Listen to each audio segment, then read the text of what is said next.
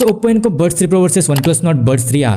दोस्तों दोनों ही latest earbuds है, सेम 1800 रुपए की प्राइस में लॉन्च हुआ है, लेकिन इस सेल में आप इन दोनों को 1500-1600 रुपए तक बाई कर सकते हो। इन दोनों में सभी फीचर्स ऑलमोस्ट सिमिलर से है, ज्यादा डिफरेंस दोनों में नहीं लग रहा है। वैसे OnePlus है तो Oppo का ही सब ब्रांड, सो दोनों एक ही प्लेटफॉर्म को शेयर करते हैं, इसलिए इन दोनों को लेकर बहुत ज्यादा कंफ्यूजन है कि इन दोनों में से किसको बाय करें। दोस्तों एक शॉर्ट वीडियो होगी जिसमें हमारा मेन फोकस इनकी ऑडियो क्वालिटी के ऊपर होगा, साथ ही बाकी फीचर्स को भी शॉर्ट में एक्सप्लेन करने की कोशिश करूंगा, इसलिए वीडियो को बिना स्किप किए लास्ट तक जरूर देखें। शुरुआत करते हैं इनके लुक्स, डिजाइन और बिल्ड क्वालिटी से। वैसे इन दोनों को मैंने ऑलरेडी डिटेल में रिव्यू किया है, डिटेल में जानने के लिए उन वीडियोस को देख सकते हो। फिर भी Oppo Enco Buds 3 Pro थोड़े से कॉम्पैक्ट लगते हैं। दोनों ही अपने प्रीवियस ईयरबड्स के कंपैरिजन में कंप्लीटली डिफरेंट लुक्स और डिजाइन के साथ आते हैं। वैसे लुकिंग वाइज मुझे Oppo Enco Buds 3 Pro थोड़े से प्रीमियम लगे as compare to OnePlus Nord Buds 3R, लेकिन बिल्ड क्वालिटी दोनों की अच्छी है। OnePlus हाथ में थोड़े से सॉलिड फील होते हैं। इसके अलावा अगर ईयर टिप्स की बात करें तो यहाँ पर दोनों एक्जैक्टली सेम है। इनफैक्ट आप इनके ईयरबड्स को एक दूसरे के केस में डालकर चार्ज कर सकते हो, सो जरा भी डिफरेंस दोनों में नहीं है। दोनों में आपको IP55 dust and water resistant rating मिल जाएगी। अब बात करते हैं इनके ऑन पेपर स्पेसिफिकेशन और फीचर्स की।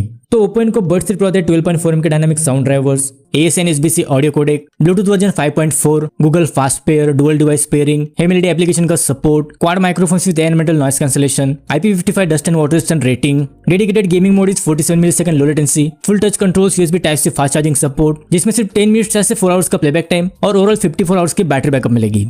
इसके अलावा OnePlus Nord Buds 3R भी आते हैं 12.4 के dynamic sound drivers, ASN SBC audio codec, Bluetooth version 5.4, Google fast pair, dual device pairing, हेमिलिटी एप्लीकेशन का support, 4 microphones, IP55 dust and water resistant rating, dedicated gaming mode with 47 millisecond low latency, full touch controls, USB type से fast charging support, जिसमें 10 minutes charge से 8 hours का playback time और overall 54 hours की battery backup मिलेगी। दोस्तों fast charging को छोड़ दे तो दोनों में कुछ भी डिफरेंस नहीं है, दोनों एक्जैक्टली सेम है। इवन दोनों में 54 आवर्स की बैटरी बैकअप मिलती है, साथ ही दोनों में आपको ANC का सपोर्ट नहीं मिलेगा, जो इन दोनों का ही सबसे बड़ा ड्रॉबैक है। अदरवाइज दोनों में जरा भी डिफरेंस नहीं है।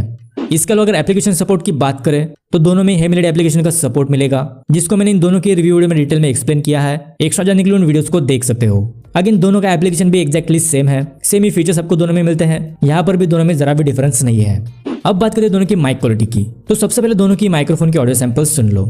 अभी जब आप सुन रहे हो Oppo Enco Buds 3 Pro के माइक्रोफोन से इंडोर कंडीशन में रिकॉर्ड हो रही है, तो कुछ इस तरह की माइक क्वालिटी आपको इंडोर कंडीशन में मिलेगी। तो ये माइक क्वालिटी टेस्ट है Oppo Enco Buds 3 Pro का। अभी हम आउटडोर्स में इसकी माइक क्वालिटी को चेक कर रहे हैं, तो कुछ इस तरह की माइक क्वालिटी आपको आउटडोर कंडीशन में मिलेगी।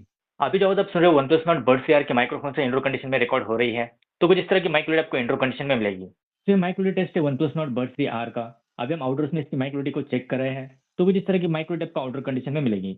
सो माइक क्वालिटी इंडोर्स में दोनों की लगभग सेम है, लेकिन जब मैंने इन दोनों को आउटडोर्स में टेस्ट किया तब वहां पर Oppo Enco Buds 3 Pro उतने परफेक्टली वर्क नहीं करते जितने OnePlus Nord Buds 3R करते हैं। अब ऐसा क्यों हो रहा है मुझे इसका आइडिया नहीं है, शायद मेरे ही यूनिट में कोई प्रॉब्लम हो सकती है, बट ओवरऑल अगर देखा जाए तो यहाँ पर मुझे OnePlus स्लाइटली बेटर लगे। अब बात करते हैं दोनों के गेमिंग परफॉर्मेंस की, तो एक बार दोनों की गेमिंग और लेटेंसी टेस्ट को देख लो।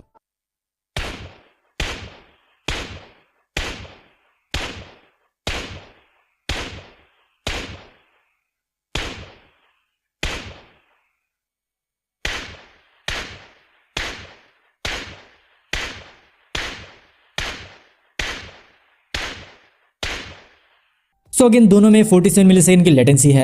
दोनों में से किसी को भी आप गेमिंग के लिए कंसिडर कर सकते हो। अब बात करते हैं इनके मेन साउंड क्वालिटी की। सो दोनों के डिफॉल्ट इक्वलाइजर मोड में मैंने इनकी ऑडियो को टेस्ट किया है, एक बार आप वो सुन लो, उसके बाद डिटेल में बात करेंगे। You're the universe and I was revolving like a sun on my own. You're the universe and I was revolving like a sun on my own. The girls with their nails done now.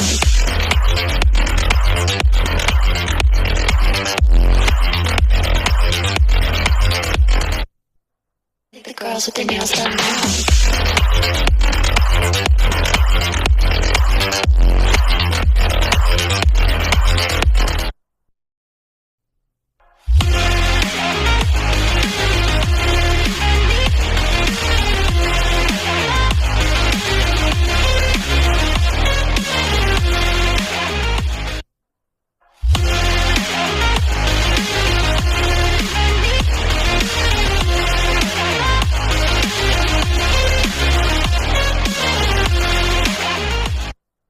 सो ये तीन दोनों के actual sound test. देखो आप लोग इनको किस headphone से सुन रहे हो मुझे पता नहीं है, बट फिर भी 2-3 बार फिर से सुन लो और आपको इन दोनों में क्या डिफरेंस लगा मुझे कमेंट करके बताओ।